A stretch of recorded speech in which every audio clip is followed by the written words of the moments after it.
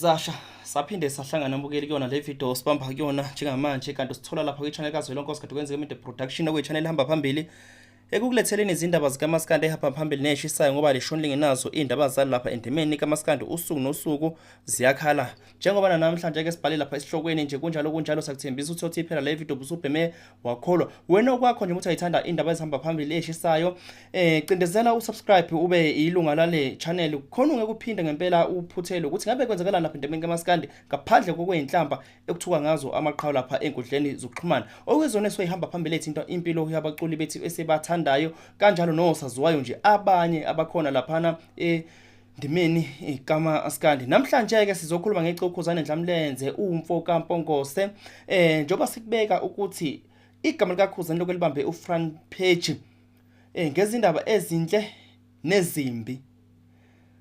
Ake siqale laphana endabeni ethinta igama likaKhuzani ekuyizona ezimbi ezitrendayo laphana ku-front page sitho lapha enkundleni zokuxhumana mhlawumbe nawe awusiye umfundi wephephandaba kodwa khona lapha kosikade kwenzeka into production ingakho ke le video senzile siyazi ukuthi bakhona vele abantu abangasibona abafundi bephepha njengoba iphepha kwenye kathotho ukuthi lishicelelwe nje la posta lapha enkundleni zokuxhumana ku-Facebook kuphi nakuphi kodwa wena awukwazanga ukuthi ulithole ukhona lapha kule channel.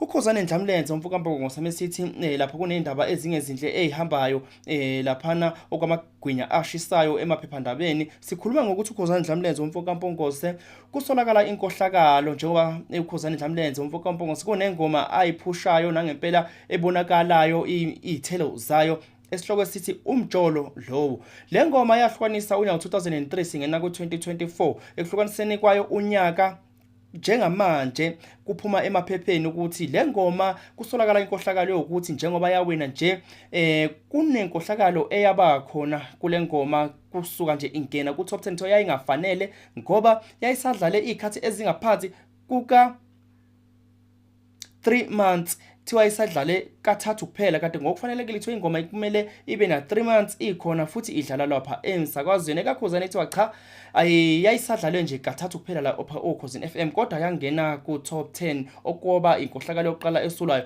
Okwesibili kusolwa ukuthi le ngoma kaKhuzani Dlamlenze umfo kaMpongose nayo uKhuzani kwaba khona ukusebenzisana phakathi kwakhe uKhuzani Dlamlenze umfo kaMpongose nomphathi wokhozi FM unkosazana Sibongi Ngcobo. Lo mphathi namhlanje okususpension osamisiwe lapha emsebenzini uKhozi FM ngezinsolo zenkohlakalo ezahlukahlukene ezinye zithinta yona ingoma kaKhuzani Dlamlenze umfo kaMpongose esihloko sithi umjolo lowo ehamba noluvo umfo kaDubazana thiwa yayiyofunani ku top 10 yazi yawina nje yawina kanjani kumanje ke kunophenyo olukhulu oluqhubekayo kade kusabanjwe imhlangano nje impela ethinta yona lengoma. Nizokhumbula ke nyakenye before nyakuphela u2023 ngake ngenza ivideo lapho engangisho khona ukuthi cha le ngoma kaKhuzani njengoba ingenile ngase kwenzeke kube khona ukhixixixi obuba khona ngayo njengoba ingaphansi kwa 3 months ngempela emva kwalokho qhamuka uOwen Ndlovu okuyena mnikazi wecampaign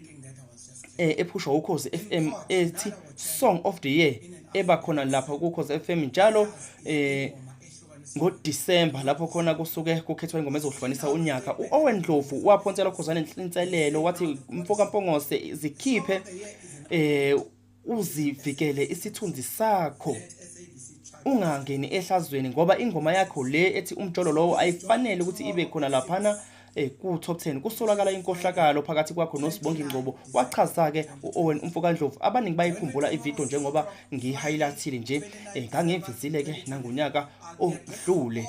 So njengamanje ngempela ke ziyenzeka amazwi ka Owen umfo kaNdlovu sekuya ngawo njengoba kunophenyo asazi noma uKhuzani Dlamlenze umfo kaMpongose umsulwa kulento noma kwenzakalani konke kuyovela emva kuba uphenyo seliqediwe. Siqhubekeke bafethu singagcine ngokuthi siveze indaba ezingezinhle ngoKhuzani Dlamlenze umfo kaMpongose nazo ungazona ezibhalwe yithi kodwa ziphuma lapha konondaba amaphepha ndaba siyazi ukuthi nawo kodwa abuye abe namanga. Masithinta igama likaKhuzani ezintweni ezinhle azenzayo ngempela uKhuzani Dlamlenze umfo kaMpongose ngiyakhumbula ngomunye unyaka lapho khona aqala khona ukuthi ashintshe impilo yesakhamuzi saseNingizimu Afrika, njengoba namhlanje kunomuntu obonga uKhuzani Ndlamlenze umfokampongose emaphepheni, njengoba uKhuzani eku-front page emaphepheni. Ubonga ukuthi uKhuzani Ndlamlenze umfokampongose washintsha impilo yakhe lo muntu, noma ngithi leli iqhawe ngoba sekuyiqhawe namhlanje. uKhuzani washintsha impilo yalo engelutho umfana ephuma esikoleni. uKhuzani Ndlamlenze umfokampongose waqala lapho ukuthi enze into umfokampongose ezoshintsha impilo yalensizwa. Lapho insizwa iqede isikole yaphasa ngamalengiso umatikuletsheni, uKhuzani wayeyinika imali registration fee yokuthi lensizwe iqhube izifundo zayo yomsebenzi efisa ukufundela, njengoba lensizwa namhlanje ibongoKhuzani njengokuthi si-professional doctor lapha eNingizimu Afrika kwi-addicting hospital. Abanye ke bayasazi leso sibhedlela, njengoba ke izithombe ngiloke ngiziveza nje izona ngempela lezi eziveza lapha insizwa noKhuzani Ndlamlenze umfokampongose.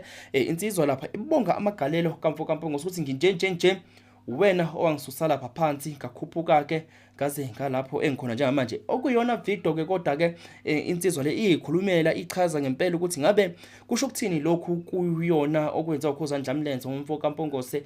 Iyona mbukeli lena engithi ngicela uyithokozele njengamanje. Uqhubeke usubscribe kuyona le channel. Ivideo yona South Africa, Ningizimu Afrika yonke. Namhlanje usuku olukhulu la khona esivakashele esibhedlela la eDington. La khona sizovakashela insizwa eyagila imanga yaphasa ngendathane ngenqwaba yo A. Sabeke sesilula isandla eminyakeni ngicabanga ku 2016. Yangapha iphasa ngapha emhlwaneni esikoleni singapha eMnambithi. Namhlanje ke iudokotela kuso lesibhedlela nakhona lapho isaqhubeka kahle impela ibahlenga kahle abantu. Sithi sizoyihalalisela namhlanje, sithi halala insizwa yakithi. Uhambo lwakho lube luhle kakhulu. Sicela nje ukuthi udlulise ukuyibongela eNingizimu Afrika yonke ngaleli thuba. Fokalana hayi ithuba ngithanda ukuqala ngokubonga kakhulu insizwa emalayo okuyiyona engathi umuntu mayezama ukusebenza ukuthi abuye nabo engalesa sikhathi kumnyama sibuka ukuthi imali yokuthi umuntu aqale esikoleni ukomiswa kanjani lapha ekhaya. Yafika kuyinsizwa engangazi ukungazi isikhathi but yafika yasiphosa isandla yenza izinto zekhaya kusipho sokuqala. So uyakwazi usipho sokuqala I think ikona wavula lezinto zokuqala yaphambili. So kumina lokho kwaba into enkulu, mhlawumbe ukuyena nje kwaba into yayincane but kumina kwaba into enkulu. So kakhulu ngale lokucumisa lwalifaka laligcwalisa. Hayi siyabonga kakhulu futhi ufisela inhlahla kakhulu usebenze kahle. Ungaqonywa kamanesi lapha. Izima yokushe. Lento tayikhulu lokhu yangabe yabagara. Kunjalo ke mfowethu nje ukubona lapha kwivideo uKhuzani Ndlamlenze umfokampongose enayo lensizwa bekhuluma bukhoma lapha kuyona ivideo sikuvezela yona. Sishayela izandla kokwenza uKhuzani Ndlamlenze umfokampongose ukuthi amaxuku amaskandi ayakwazi usashintshe abantu abangelutho abenze abantu basesibona lapha insizwa esimhlengikazi useqopheleni eliphezulu lapha kwi-addicting hospital.